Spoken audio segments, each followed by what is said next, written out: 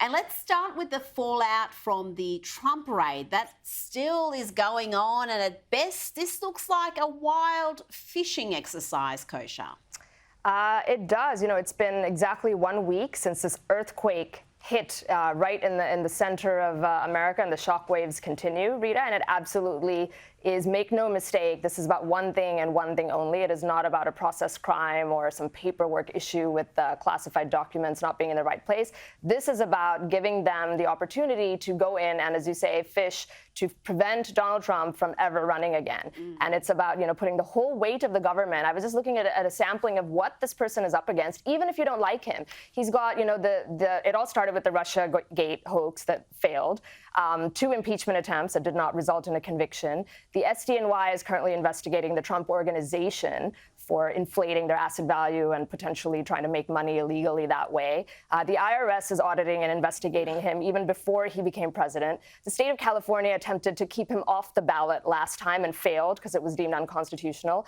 All of his aides and even his lawyer were, as you know, in the last few weeks, the DOJ is moving into concentric circles to get all of them. They've been subpoenaed. Some of them were even handcuffed and taken away. And now this raid, the American people see right through it, and it's really, really sad because trust in government is just at an all-time low.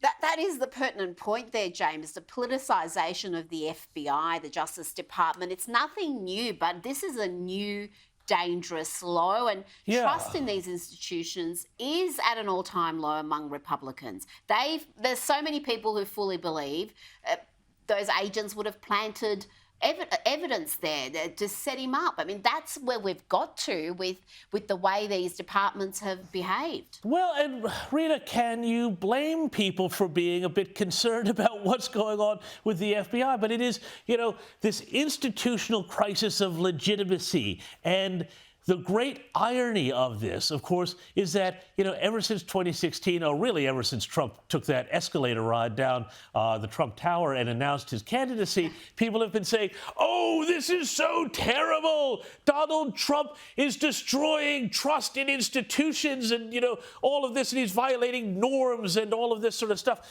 Well, of course, what we've seen for the last 6 years is the Democrats systematically destroying trust in institution after institution after institution.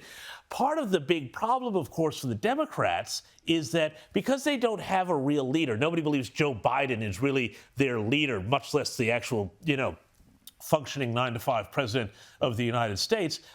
They need this sort of, you know, negative anti-hero, anti-leader in Donald Trump, who is, of course, this incredibly powerful force, this real force of nature. And so the left feeds off that. So they need to keep making him big to get energy from them. But every time they do that, and that, I think, is what's happened here with this FBI raid and with, you know, whatever other the next movements in this soap opera are, every time they go back to that well to get more energy for their own people who all hate Trump but have nothing positive to rally behind, of course, you know, they draw down that bank account of trust that the American people should have in their institutions. The best way for them to solve this, of course, would be for the FBI this week to go and question Hunter and Joe Biden and say, you know what, we are looking at everybody who's high profile for allegations of wrongdoing. But, of course, they won't.